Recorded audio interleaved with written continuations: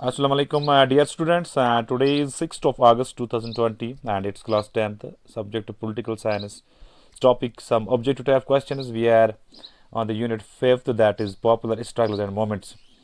As we all know, the COVID pandemic has really put a huge amount of pressure on the whole world. The death rate is also mounting up. In India, there are many cases. They increasing cases day by day. In such circumstances, when there is hue and cry everywhere, it's better to remain home confinement and to protect ourselves from this very pandemic,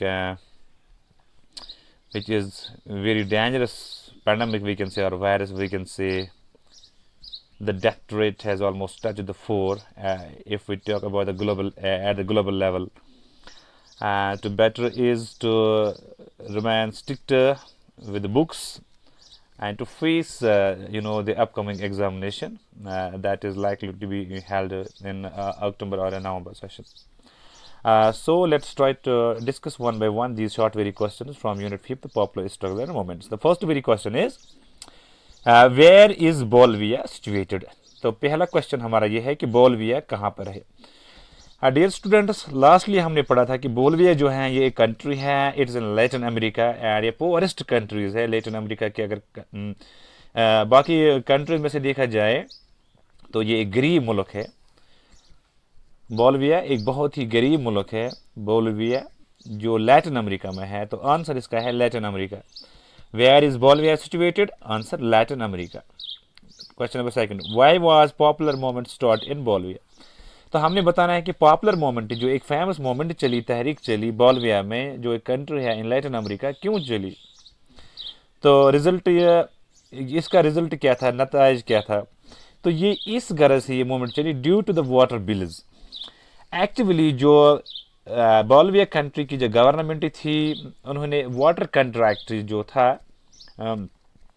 actually जब वो pressurise जब इनको किया गया था world Bank ने, तो they sold their water rights of Cochabamba. Cochabamba is basically a city which is the 4th largest city in Bolivia. तो वहाँ के जो वाटर राइट्स हैं दैट वे sold to the multinational companies, MNCs. तो एक मरतबा जब गवर्नमेंट ने ये कंट्रैक्ट जो इस वाटर का प्राइवेटाइजेशन किया, मल्टीनेशनल कंपनीज को दिया, तो मल्टीनेशनल कंपनीज ने क्या किया, तो वहाँ पर एब्रप्टली जो थी उनकी जो बिल्स थी वो 4 टाइम्स बढ़ा दी। तो अगर हम देखेंगे कि एनुअल इनकम जो बोलिविया के लोगों की थी वो 5000 थी, मंथली इनकम वो 5000 थी, लेकिन इनकी जो वाटर बिल पहले 200 आती थी, फिर वो 1000 आने लगी। तो इस तरह लोग जो थे वो उन्होंने वो प्रोटेस्ट किया। प्रोटेस्ट करके उन्होंने वो अपने जो राइट्स थे वो अपने वापस हासिल किए। तो फिर मजबूर हो गई गवर्नमेंट मजबूर हो गई लोगों की बात मानने को। तो फिर जो वाटर प्राइवेटाइजेशन ये जो कॉन्ट्रैक्ट था वो एमएनसीज के साथ वो ख़त्म हो गया। तो फिर लोगों को वाटर राइट्स वापस दिए गए। वैसे भी अगर परसेंटेज जो देखा जाए बोलिविया का, वो 2.14% ही है, आई थिंक सो, कि water percentage. Next, those organizations which are formed to promote their interests are known as, वो organizations वो जमातें जिनका अपना एक इंटरेस्ट होता है, अपने एक मुद्दे मकसद को लेकर चलते हैं, उनको हम क्या बोलते हैं? तो आंसर इसका है इंटरेस्ट ग्रुप्स। यानी those organisation which are formed to promote their interest are known as, इनको बोलते हैं interest groups. Next, groups which try to influence government policies are known as. बहुत टॉपिक्स में हमने डिस्कस किया कि एक ऐसा ग्रुप है विच इज ऑर्गेनाइज्ड और unorganised and their main aim is to exert the influence और pressure, we can say, the government programmes and policies in order to get their rights. तो इस ग्रुप को जो हम हैं इसको बोलते हैं हम प्रेशर ग्रुप्स। एक ऐसा लोगों का जो ग्रुप होता है जो सरकार के नियमों, तौर तरीकों, पॉलिसीज पर दबाव डालता है अपना जो मकसद इनका होता है उसको हासिल करने के लिए, उसको हम क्या बोलते हैं? उसको बोलते हैं हम प्रेशर ग्रुप्स।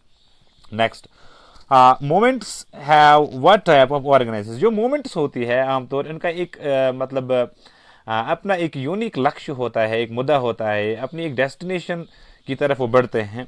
तो मोमेंट्स जो होती है वो उनमें किस टाइप की ऑर्गेनाइजेशन होती है, ये किस तरह की ऑर्गेनाइजेशंस होती हैं? तो आंसर इसका, movements are always loose type organisations. ये लूज ऑर्गेनाइजेशंस होती हैं क्योंकि मोमेंट्स जो है, जो तहरीक चलाने वाले लोग जो होते हैं वो कभी भी जो है एक फिक्स्ड गोल को लेकर मुकम्मल तौर पर उस गोल को हासिल करने के लिए डटे नहीं रहते। अगर थोड़ा सा अनटूवर्ड होता है तो वो इस ऑर्गेनाइजेशन को ब्रेक करते हैं। तो मोमेंट्स को किस टाइप मोमेंट्स है what type of organisation? Answer loose organisation. Next, which takes a direct part in elections में डायरेक्टली पार्टिसिपेट बिल वास्ता शमूलियत कौन करता है? ना तो प्रेशर ग्रुप्स करते हैं, ना तो मोमेंट्स करते हैं, ना तो इंटरेस्ट ग्रुप्स करते हैं, ना तो सेक्शनल ग्रुप्स करते हैं।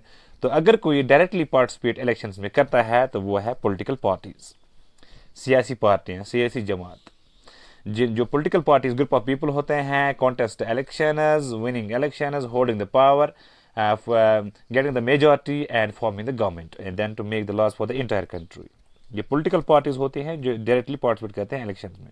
नेक्स्ट, नर्मदा बचाओ आंदोलन is a good example of. जो नर्मदा बचाओ आंदोलन चल रही है आजकल भी, जो एक बहुत ही बड़ी मोमेंट चल रही है वीकेंड से, और इस मोमेंट का खास मकसद है कि जो लोग हैं वहाँ के, जैसे गुजरात के जो लोग हैं, जो महाराष्ट्र है, कर्नाटका है, जो रिवर जो वहाँ पर एक रिवर नर्मदा जो है ये गुजरात से फ्लो होता है, फिर महाराष्ट्र कर्नाटका से होता हुआ, हाँ, फिर बंगाल में होता है। तो ये लोग जो है यहाँ पर जो डैम कंस्ट्रक्शन चलता है, तो इन डैम कंस्ट्रक्शन को उनको स्टॉप करना है, इसलिए वो ये मूवमेंट चला रही है कि वाटर क्राइसिस ना हो। जो एग्रीकल्चर सेक्टर से बिलोंग करते फार्मर्स, उनको डिफ़िकल्टीज फेस ना करना पड़े, क्योंकि इंडिया जो है ये एक एग्रीगेरियन टाइप ऑफ कंट्री है। यहाँ पर मोस्ट ऑफ द पीपल जो है वो डायरेक्टली डिपेंड अपॉन एग्रीकल्चर है। तो एक तरफ अगर वाटर यहाँ पर मूनसून नहीं आता तो वो सब क्रॉप फेलियर हो सकता है, तो यहाँ पर फिर फैमाइन हो सकता है।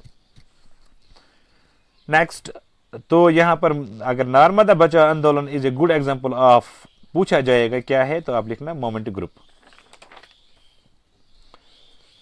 Next, very important question, green belt movement has planted how many millions of trees in Kenya. Kenya में केन्या एक कंट्री है, माशाल्लाह मुस्लिम कंट्री है, majority of the people are Muslims. तो केन्या में एक मूवमेंट चलाई गई, एक तहरीक चलाई गई। इस मूवमेंट का खास मकसद था कि ज़्यादा से ज़्यादा प्लांट्स लगाना, तो यहाँ से केन्या को ग्रीन बनाना, सबज ही सबज। तो this is why this movement is known as green belt movement. तो इस मूवमेंट के तहत से केन्या में कितने ट्रीज को लगाया गया था? इसका आंसर है 30 मिलियन ट्रीज। नेक्स्ट क्वेश्चन है, who was the leader of green belt movement. ये ग्रीन बेल्ट मूवमेंट जो जिस शख्सियत ने शुरू की तो वो कौन थे? तो आंसर है Wangari Maathai, Wangari Maathai. Next, what was the monthly water bill of Cochabamba people. जो कोचाबम्बा पीपल थे, जो बोलविया में एक शहर है, fourth largest city we can say. तो जब मल्टीनेशनल कंपनीज को वाटर का कॉन्ट्रैक्ट दिया गया तो उनकी वाटर बिल पहले क्या थी? पहले वो 200 वाटर बिल देते थे, लेकिन जब प्राइवेटाइजेशन वाटर का हो गया तो फिर इनकी बिल कितने आने लगी? 1000। This is why there was a water war, और we can say Bolivia water war crisis इस बिल को लेकर। Next, when did umbrella movement और रिवोल्यूशन स्टार्टेड। अम्ब्रेला रिवोल्यूशन और मूवमेंट ये शुरू कब हो गई? तो आंसर है 26 सितंबर 2014, और इट आई थिंक 91 डेज तक चली, 15 दिसंबर 2014 में खत्म हो गई। एंड ये movement he it mainly started in Hong Kong. Basically these were the students of Hong Kong who protested against the government, who wanted more democratic rights, more democratic freedom. तो इस moment की शुरुआत जब उन लोगों ने की, the students of Hong Kong, when they started this very movement which is known as umbrella movement, and the people, the policemen, we can say the lawmen, they are starting spraying the pepper spray on the people.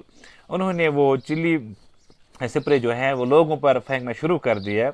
तो इस chilli paper से इस मिर्च पानी से बचने के लिए लोगों ने क्या किया, हांगकांग के स्टूडेंट्स ने स्पेशली क्या किया, they used their umbrellas in order to protect themselves from pepper spray.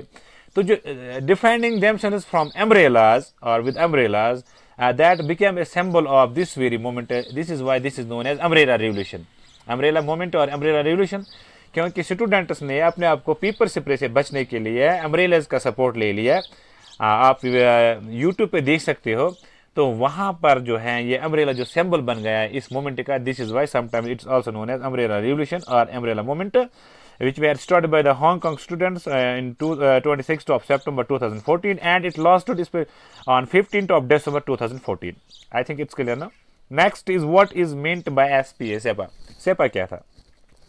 Lastly हमने पढ़ा था कि जब किंग बेरिंद्रा का कत्ल किया गया तो फिर किंग बेरिंद्रा बनाए गए, वो डायरेक्टली बन गए, तो वो डायरेक्ट डेमोक्रेसी के खिलाफ था। फिर जब पीपल ऑफ नेपाल को लगा कि जो किंग ज्ञानेंद्र है इसके तौर तरीके ठीक नहीं है, ये ही is trying to become a monarch, तो वहाँ पर 7 पार्टीज ने एक अलायंस किया, एक एग्रीमेंट किया। जो पॉलिटिकल पार्टीज ऑफ नेपाल थी उन्होंने इस किंग के खिलाफ एक मुहिम चलाई, तो इसी 7 पार्टीज ने बनाया सेपा, यानी 7 party alliance. It was basically the agreement of 7 political parties of Nepal who stand against the king Gyanendra. When was king Birendra killed? जो किंग बेरेंद्र था पहले, जो नेपाल का किंग था, वो उसको कब मारा गया? तो 2001 में he was ruthlessly murdered by king Gyanendra. What is NAPM? It's an abbreviated form, पूछा जा सकता है। What is NAPM? नैपम क्या है? तो answer national alliance for people's movement. This is sometimes known as movement of moments, यानी तहरीक की तहरीक। मोमेंट ऑफ मोमेंट्स इसको बोलते हैं कभी कभार, यानी NAPM is national alliance for people's movement. Next, when was reading room group founded? तो रीडिंग रूम ग्रुप जो था इसको फाउंड कब किया गया? तो आंसर है 1931। इस रीडिंग रूम ग्रुप के बारे में फर्दर हम पढ़ेंगे इंशाल्लाह इन आवर अपकमिंग टॉपिक्स। तो यहाँ तक I think it's enough for today. Thanks, have a nice day, keep staying inside and be safe. Thank you.